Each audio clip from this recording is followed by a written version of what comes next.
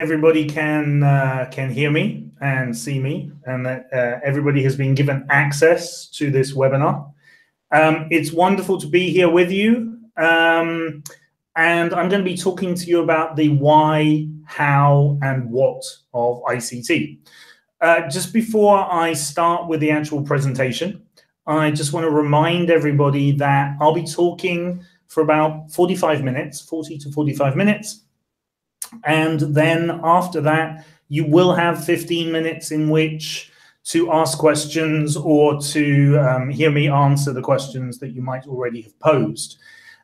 You can post questions by going to the right side of the screen, and there you'll see a small box for the questions, for you to post the questions that you might have. So please feel free, ask me any questions that you like. Questions related to the presentation would be very nice. I do realize that my head is shining a little bit, so please don't ask me any questions about why I couldn't organize the lights better so that I don't have a shiny head. I hope that you'll find this webinar to be interesting and informative. I'd just like to thank Macmillan Education and Mondadori for Education for inviting me to this, giving me this opportunity.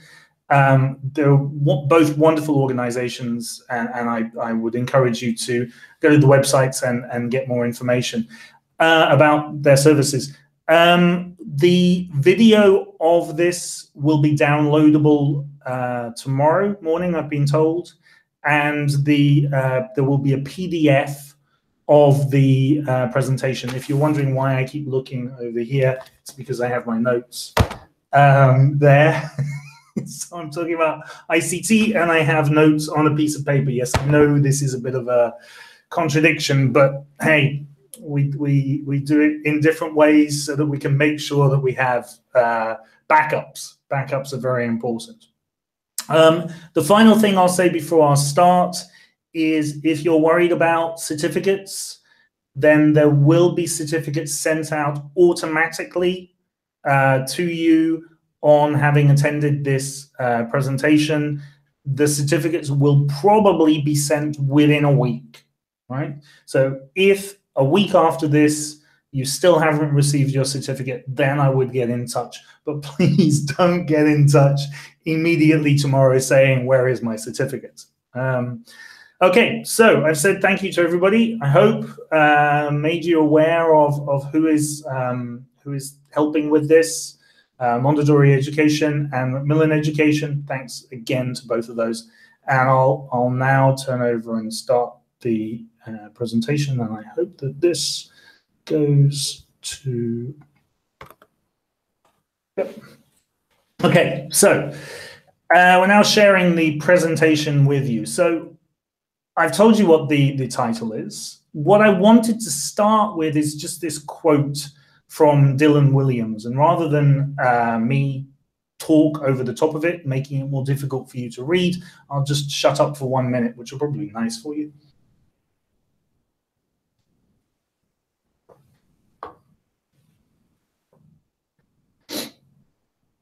So one of the reasons that I chose this quote from Dylan Williams is because I'm going to be using quite a few models in this presentation. And one of the purposes of this presentation is to get you to think in different ways about ICT. But sometimes when you're listening to me talk about the models, you might think, well, this is a very simplistic representation of how things are. And I will acknowledge that many of the models that I use are very simple. But for me, and I was very pleased when I read Dylan Williams talk about this, for me, a simple model is very powerful because it communicates very quickly, very easily, the point that you're trying to make, right? Well, I could make them more complex. I could add in more factors and more features. but I think very often you need to get the point across as quickly as possible. So the main model that I'm going to be using in this presentation is this model of why, how, and what. To this slide, I've added the idea of will, right? Both in terms of will I or won't I, which is related to motivation, which I'll come back to in a minute, but also will in terms of, do I have the willpower? Do I have the determination to do this? Which in some ways is related to motivation, but willpower, I feel, is also related to other factors, and I'll come back to this as we go through. Now, this is not my model. If you have any questions about anything as we go through, then you can email me at tony@nile-elt.com. Nile is a teacher training organization which has partnered with Macmillan. I used to work at the University of East Anglia. I was a program manager of pre-sessional and in-sessional courses, which meant that I was preparing students for study at the university. But now I'm working full-time for Nile. I was working as a consultant, but now I'm working full-time for Nile, have been for the last 3 years, as an academic director. And we are mainly involved in teacher training, teachers from all over the world. We do consultancy projects, going out to work with teachers, but also having teachers come here to Nile on our courses during the summer and all year round if you have a closed group of teachers. So if you're interested in that, I would recommend that you go to nile-elt.com, right? But as I said before, I just introduced myself, this is not my model. None of the models that I'm using are my models. They are, in some cases, adaptations of other people's models. But one of the principal models that I'm going to be using is this idea of why, how, what. And there's a very nice talk from a gentleman called Simon Sinek on TED.com. The first 3 to 4 minutes really encapsulate the idea that he's talking about. And as you will see from this slide, as of a couple of days ago, he'd had about 34 million views of that talk, which gives you an indication of how useful people have found it. Now, the basic idea of this is that very often what happens when we are thinking about education, or when we're thinking about starting a company, or when we're thinking about many things, we start with the what. Right? So companies start with what in terms of what they're going to produce. Teachers start with what in terms of what areas are they going to cover, what syllabus features are they going to look at, what language are they going to teach, what skills are they going to teach, and then they think in terms of how am I going to do that? What activities will I use? How will I teach that point? How will the students learn that point? And they might then think of, why am I doing this particular thing? But they very often don't explain that why to the students. And one of the main points that Simon Sinek makes is that this method, this route from what to how to why, is really the wrong way around. That instead of working from what to how to why, we should be starting with why. And I've used this with teachers a lot in talking about their teaching, but increasingly in the last year or 2 years, I've used this much more as well in terms of ICT. So what I try to get people to start by doing is not thinking about what ICT are we going to use, what apps, what hardware, what software, then how are we going to use it, but instead work from the why out to the what. Right? So starting with, Why are we using ICT? Why are we thinking of using Google Docs? Why are we thinking of using Google Classrooms? Why are we being encouraged to use this new interactive whiteboard? Why are we using PowerPoint? Right? Starting with the why. Now, one of the reasons that I think that this is so important is in terms of motivation. Right? One of the reasons for starting with why is because of motivation. And this model, again, comes from somebody else, in this case, a gentleman called Jeff Petty. And if you go to his website, jeffpetty.com, you'll find a whole host of resources there. He's a fantastic trainer, writer. He wrote a book called Evidence-Based Teaching. And provides a lot of resources in relation to that. But his model of motivation is, again, very simple and I think very powerful. That he would claim that motivation is the student expectation of success times the value of the goal. Right? Now, to me, that multiplication is very important there. It's saying that the value of the goal multiplies the expectation of success.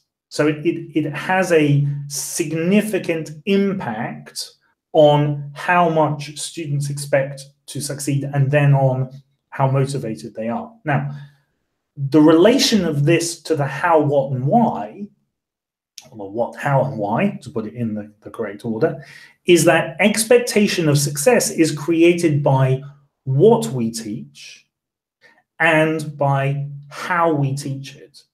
So just to go back to the what, if you say to a student, today we are going to be looking at the first conditional or mixed conditionals, then some students will look at you as if to say, what? What's that? I don't understand that. Some students will be baffled by the terminology.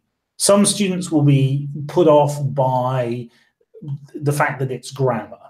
Some students will turn off because they don't see the point in it, even if you do a number of useful exercises showing how useful it can be. Right? Or even if you do exercises that break it down very simply to help them go through this, right? So the how and the what is important to the student's expectation of success. What you choose to teach, how you present it is very important to that expectation. But the point I would make is that the value of the goal comes from explaining the why. Right? That if the student doesn't understand or hasn't had the why explained to them, then the value of the goal is not clear. Right? They don't understand why they are learning this thing, and they don't understand the goal of learning it and the importance of that goal to them. They don't see it. And so if that happens, then you have no multiplication effect. So all of the work that you have then put in getting them to expect success is squandered, because you are not multiplying it by making use of this value of the goal. And I don't know about you, but certainly in terms of my own learning, this was very true, that very often I wouldn't study as hard as I possibly should have, or definitely as hard as I could have, because I didn't see the value of that goal. I didn't understand why it was important to me immediately, why it was important to me later on, right?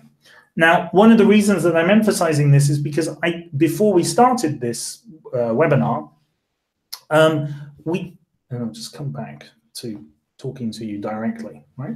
One of the reasons is because before we started this webinar, I had a question in the Google Docs, and that question was, what do we do in terms of ICT? How can we get ICT to work when we have lazy students, right? And for me, this idea of laziness of students, or that students are not interested, often comes back to that combination of expectation of success and value of the goal, right? And that if you have students who are not engaging as much as they could have, very often I think it's because you haven't clearly identified for them the why this is important to them immediately, or in later terms, later on in their life, later on in their education, etc. Alternatively, it might be that you haven't broken it down, the activity, broken it down in terms of the how they do it, to make them feel that they can expect success. And I know that's very difficult for teachers to do because they have many different students in the class, but I'm saying that often the reason for them being lazy or feeling unmotivated is because they don't have that expectation of success. Sometimes the expectation of success can come simply from the teacher working with them in a way that shows them that they expect that student to succeed. It's what sometimes in research into education has been called the Pygmalion effect. Pygmalion because Pygmalion was the character who was mentored by a person to become somebody else, and there was the belief that she was able to become somebody else, and that in large part was what helped her then to achieve that transformation, right? So, okay, I'm emphasizing this again because I want you to, if you have any questions, to feel free to post them, and I'm trying to answer some of the ones that I saw before we started this. All right, so going back to the presentation, right? So back. Okay, so to move on. So to give you an example of this, right? Sometimes when we are looking at ICT, we will start with the what, right? We'll start with what resources do we have in terms of what devices do we have, what resources are there online, what processes can we use for research, possibly for creation, and this is a way of looking at it. And we might then think in terms of, okay, so what online courses do we have? What online tools do we have? What online reference can we use? What courses might there be available on devices, right? And how can we use them, or what processes can we use to help students to collaborate in terms of ICT, to help students to plan using ICT, to help students to revise using ICT. And then we might look at courses like MOOCs from places like FutureLearn or edX or Udacity. We might look at references like Wikipedia or Google Search. We might look at tools like Google Docs, right? All of this is considering the what first. And when I talk to teachers and to administrators and to principals, very often they are starting from this point. They are starting from, oh, I've heard of Google Docs. What do you think of it? Should we use it? Oh, my students use Google Search. What do you think? Is it a good method if they use Google Search? And they're looking in terms of what can they use in terms of ICT to make their students more effective, and then in terms of how can they use it, in terms of possibly using that tool right? So Google search in terms of how they use it for reference, how they might use it online to collect, to research, and how they might use it effectively, right? So they might be looking at how you use key terms to specify what search results you want, right? Or how you might use find in a web browser to go through and search through that document to see if it has the key terms that you're looking for, right? And then decide how to collect that information and use it in your research, right? Alternatively, they might be thinking of using Google Docs. Many teachers now talk to me about their school deciding that they're going to be using Google Docs. And the question then is, how do we use it to help students to create things? Or how do we use it to help students to collaborate with each other, right? How do they use it as a tool online? How do they use it for collaboration to put things together, right? Now, my point in this is that what we've effectively done is we've gone from what, we've identified what we want to look at. So it might be Google search, it might be Google Docs, it might be using dictionaries or Wikipedia. And then we've thought of how, and we've kind of crammed the how into the what, right? And by cramming the how into the what, we've made it take up less space, both in terms of what we're thinking of and the time that we have to consider how. And the why has gone completely. There's no space in this for the why. There's no space for us to think about why are we doing this, right? And the why can have so many different answers, right? We might be doing it to improve performance. We might be doing it to facilitate learning, to make learning easier, right? And because we haven't thought about the why, very often we are faced with the why not, right? So because we haven't communicated clearly why we have chosen to do these things, why we have chosen to use these tools, the answer that teachers come to us with is, well, no.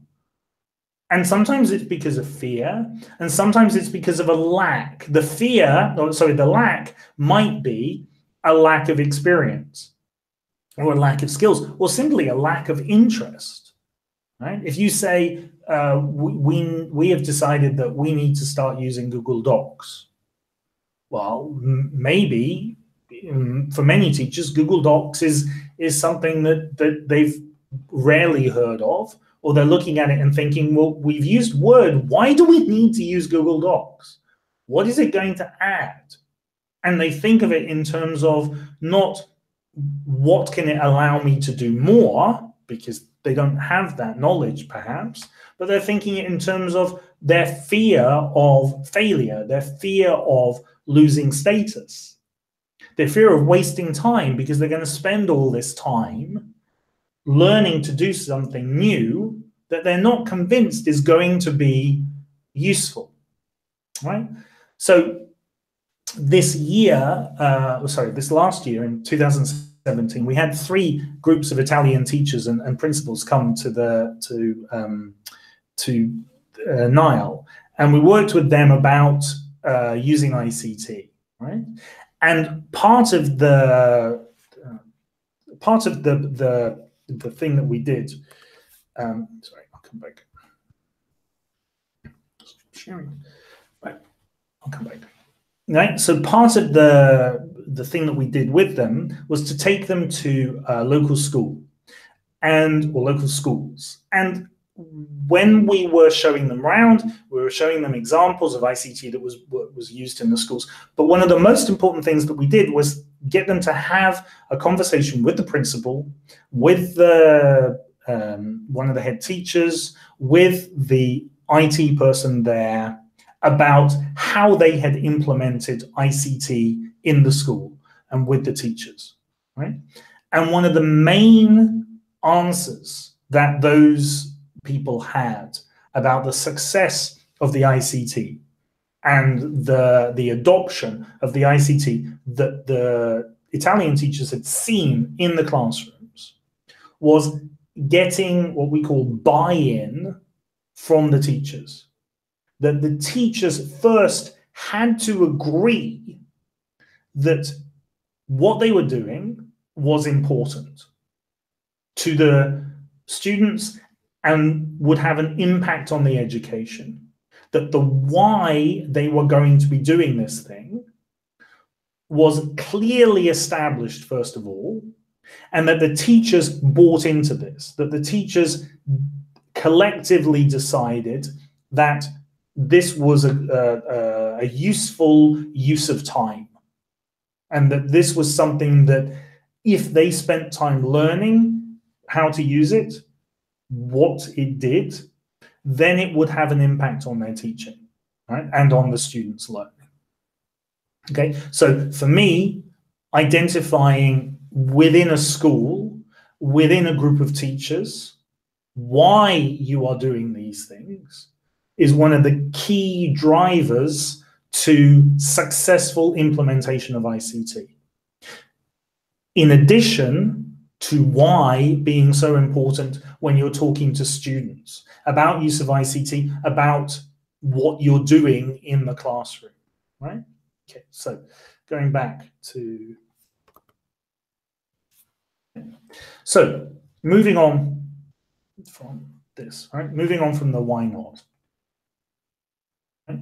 So I'm just going to move quickly through this because I'm realizing running short of time. So here are a number of different whys that we could choose as teachers, as an institution, as a principal, as an IT or ICT promoter, right? We might decide that we are using ICT or apps or whatever you want to call it in order to save money, right? We might decide that one of the main reasons that we're doing it is in order to reduce the amount of paper that we're using and thereby save money. I think if you make that case and you don't show how that saving of money is then going to have an impact on student learning and teacher effectiveness, you're going to have a hard time, right? But I think some of these whys here would be readily accepted by teachers as useful or worthwhile aims, and if you can persuade them that this use of ICT is going to have an effect, then I think they would buy in, and then I think they would spend the time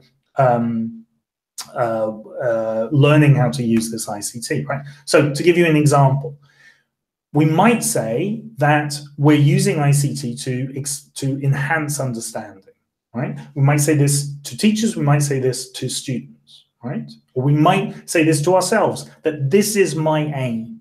What I want to do is to think about how I'm going to use ICT to enhance the understanding of my students, right? And then we might think, okay, so enhancing understanding can be done in a number of different ways.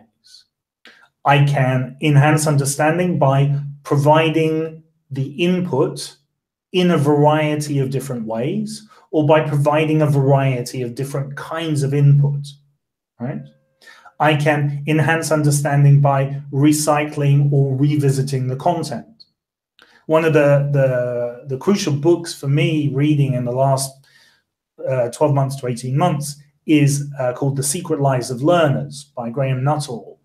And in that, he demonstrates through research that he carried out over a period of years into the learning of primary school students, that students need to revisit the intended learning outcome or the point of the lesson a minimum of 3 times in 3 different forms for that input to become intake, for what the teacher is talking about to become something that has changed their long-term memory. It's not just something that they've been thinking about, it's not just something that they have been doing activities with, but it's become something that they understand and are able to use. And so we might enhance understanding by checking their understanding at each of those stages. So Dylan Williams, who I introduced this, who I used a quote to introduce this presentation, talks about assessment for learning, not assessment of learning, or in addition to assessment of learning.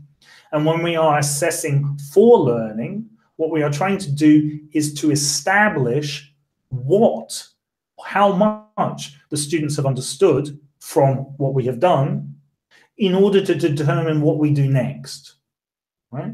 Because very often students don't understand or not understand. It's a partial understanding, and we have to establish how much and what they have understood before we move on, because we risk losing them. So we might check the understanding in class, we might check it online, we might revisit the content online or on a device, we might provide a variety of input through video or through experts.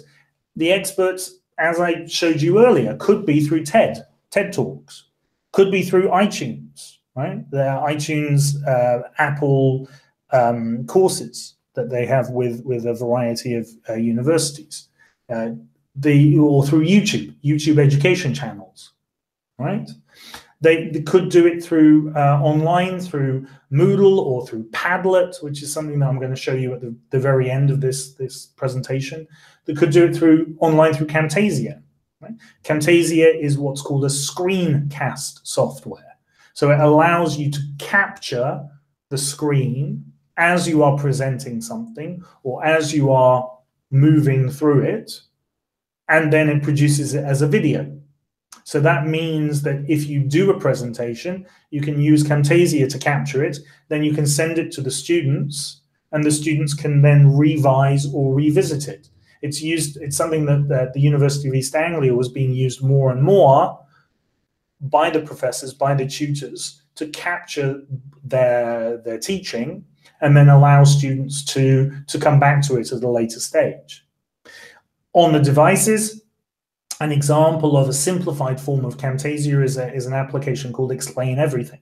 And what Explain Everything allows you to do is again, capture the screen of the device and then to use that device through annotation, through audio, to explain something that you have gone over, right? So I use Explain Everything very often. When I've done a lesson, I will capture the board that I've used, the whiteboard that I've used, and then I will either send that to my students and ask them to explain what I did on the board, or I will create a short video myself to explain again what I did on that board, right? Because very often students pay attention to the board, but they don't take notes. They don't revise, revisit that content that I've explained. And I want some way for them to go over that. But notice that I am working from the center out.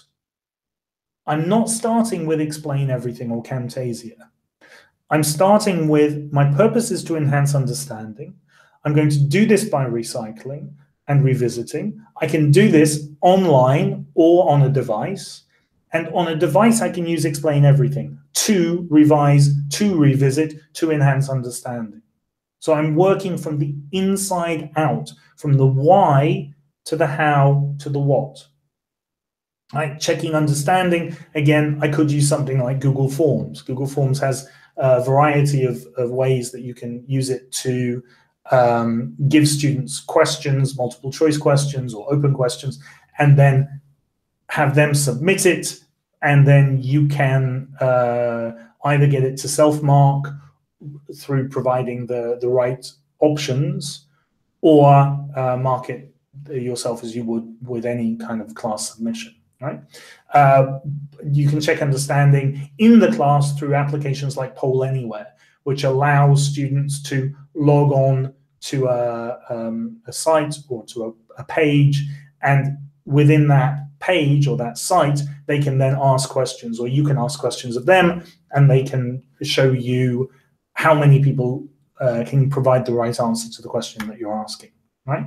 So this can enhance understanding. It can also empower students, right? So you might see this as enhancing understanding, or as making students more autonomous, more critical thinkers, right?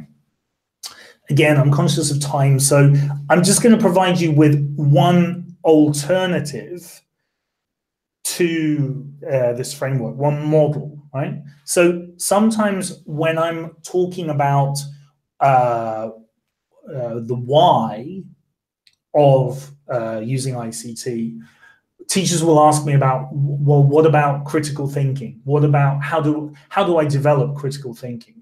And one of the models that I go back to is Bloom's taxonomy, right? So Bloom's taxonomy, when it's traditionally presented, is a pyramid.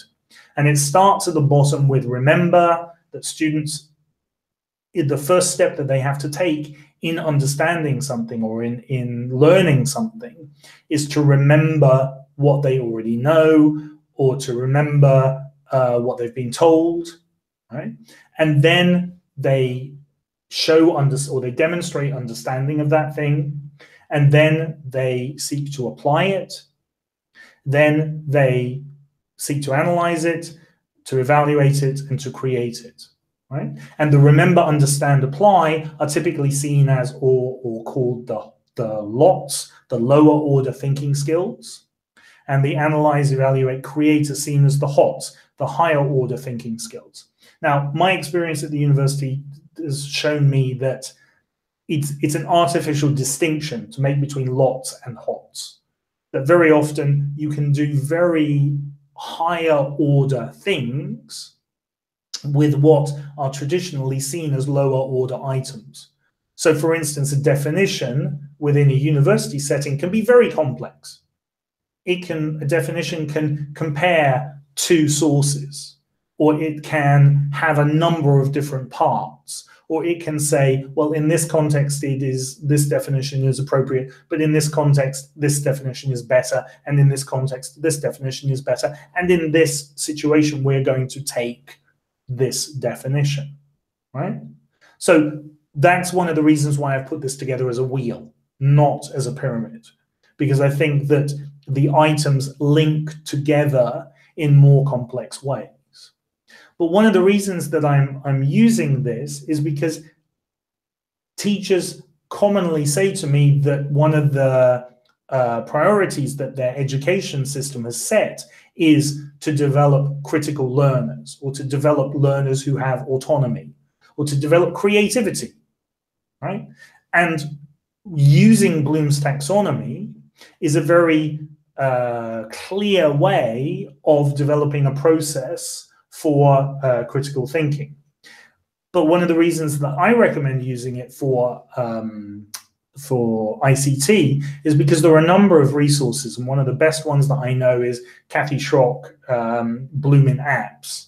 So if you type Bloom in Apps into your search engine of choice, you will then come across this as an example. Kathy does this for iPads, for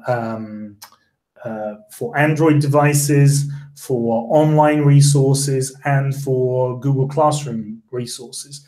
And what she's done is she's recommended different apps at different levels, right, for different purposes. So if you want to help students to remember, then you would use an app like Quizlet, right? If you want to help students to analyze, then you might use an app like Padlet. So Padlet is the one in the center here that says organizing.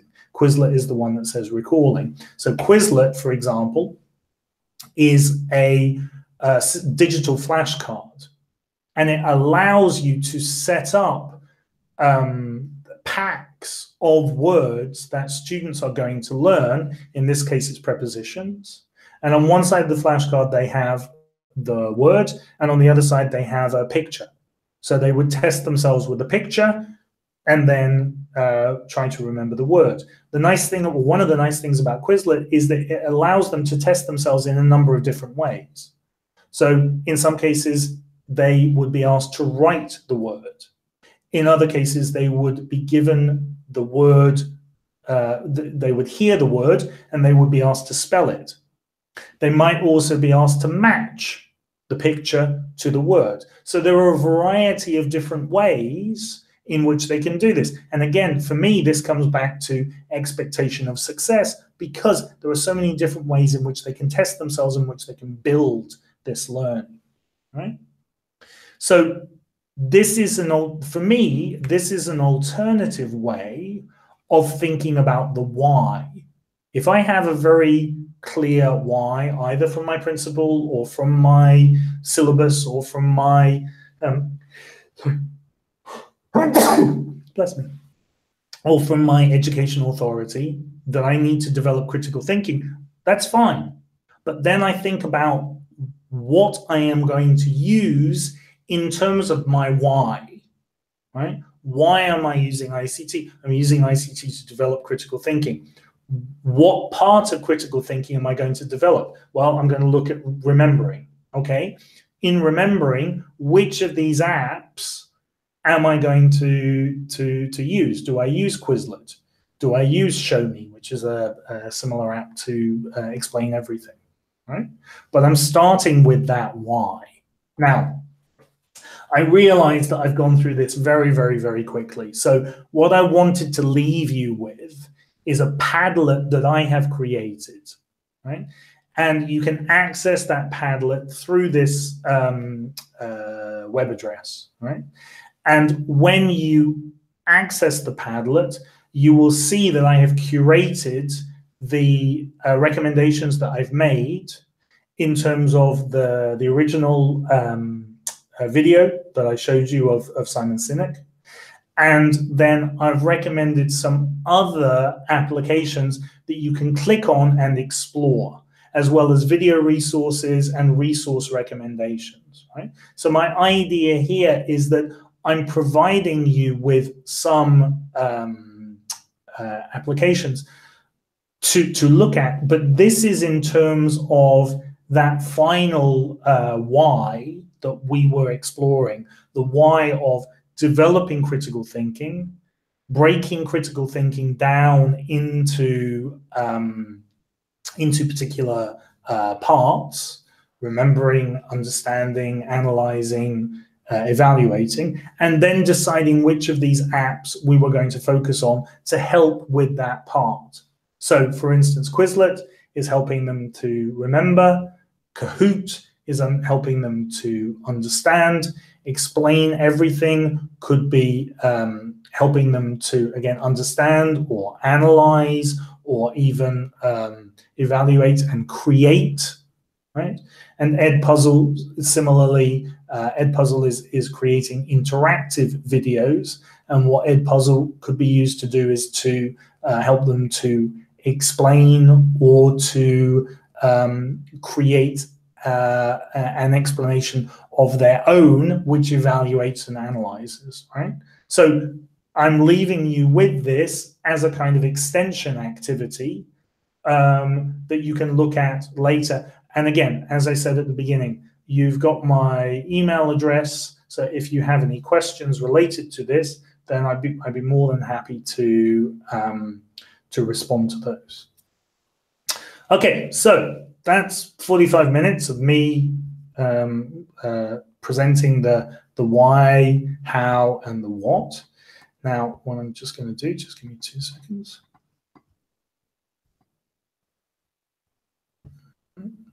Is I'm just going to look at these questions that you've posted, and if you want to post more questions, then you can. Okay, so I'm back.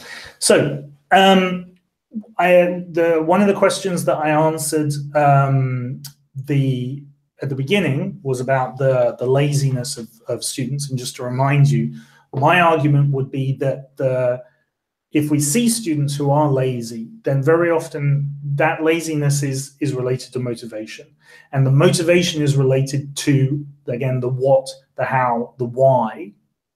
And the argument that I would present is that very often the laziness is either because the why hasn't been explained, or because the how and the what hasn't been thought about clearly enough to generate an expectation of success. And that if you are using ICT, you have to be using it in a way that starts with, why are we using ICT? And then to be able to explain to the students, okay, this is what we're doing, but this is how we're doing it, and this is why we're doing it in this way, and this is why we have chosen to do this, and this is why we have chosen to use this ICT.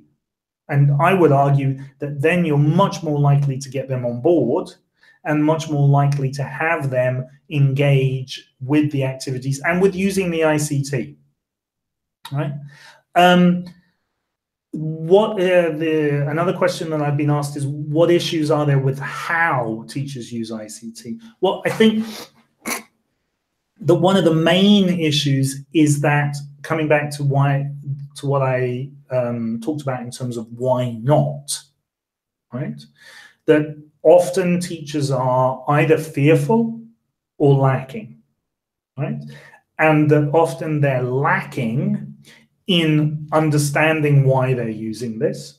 And so they might be using it in the wrong way, or they might be using it very superficially because the why hasn't been clearly explained, or because the how hasn't been given enough time, right? So the how they use it, they haven't received enough training, they haven't received enough explanation.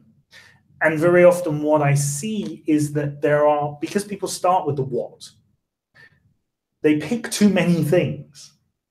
They focus on, say, 5, 10 new things that they're going to use. And they try to learn, or they try to have teachers learn how to use those 5 or 10 new things. And what ends up happening is that nothing gets learned effectively. Right? So what I would much prefer people to do is to say, okay, this is why we are using ICT. We're using it to enhance understanding.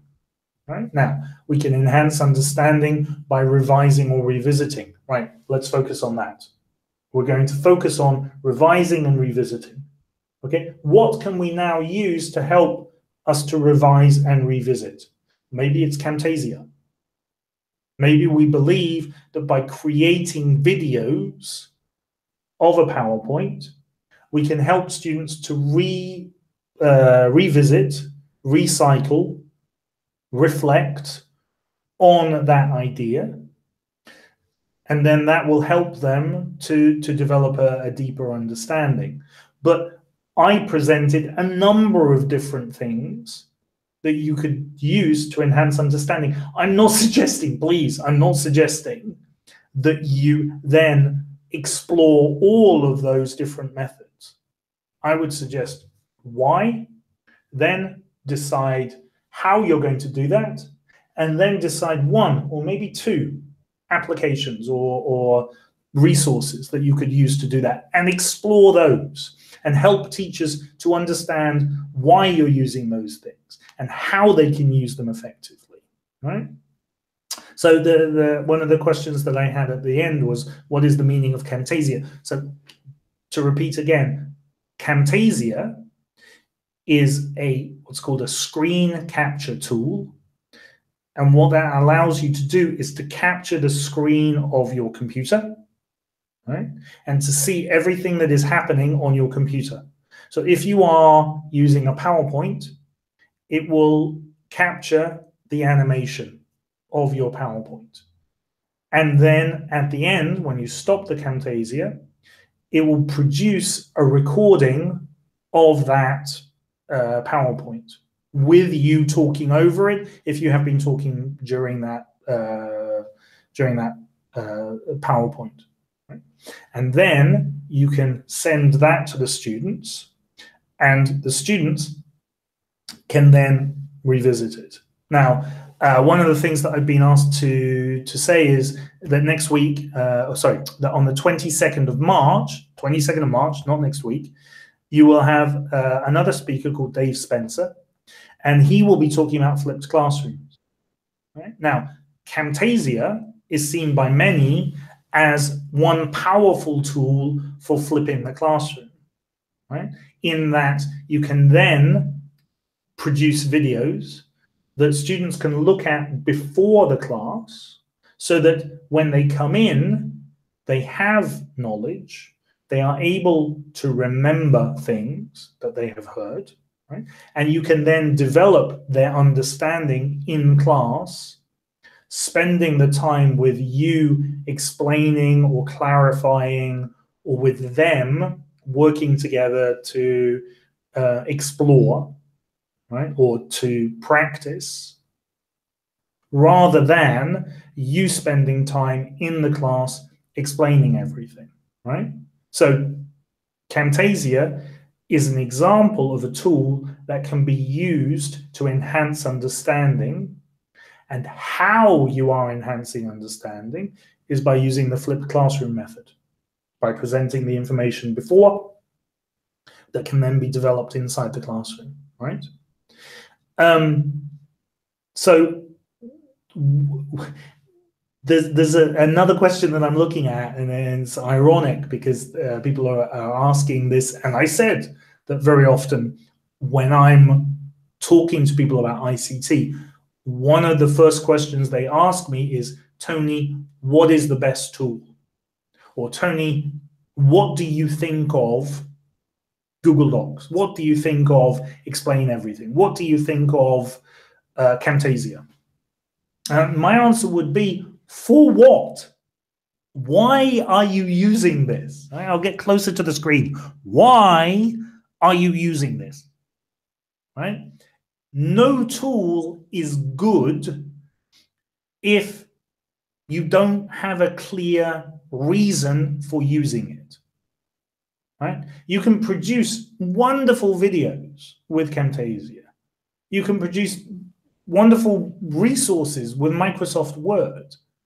But if you don't have a clear reason for doing that, then what you are doing becomes unclear. How you are doing it is unclear. And the student expectation of success falls, and the student's value of the goal vanishes. And the tool becomes devalued. And very often, what is happening is that the teachers are resisting the tools, not because they're bad tools, but just because they have been devalued because the why hasn't been explained or explored adequately enough, right? Related to what I've been talking about, people are asking about things like open education resources, right? So an open education resource is one that can be used without needing of copyright, or without, you can use it freely. It's in some ways it's related to the idea of copy left rather than copyright. That copy left is the idea that the producer of the resource stipulates the terms in which that resource can be used, right?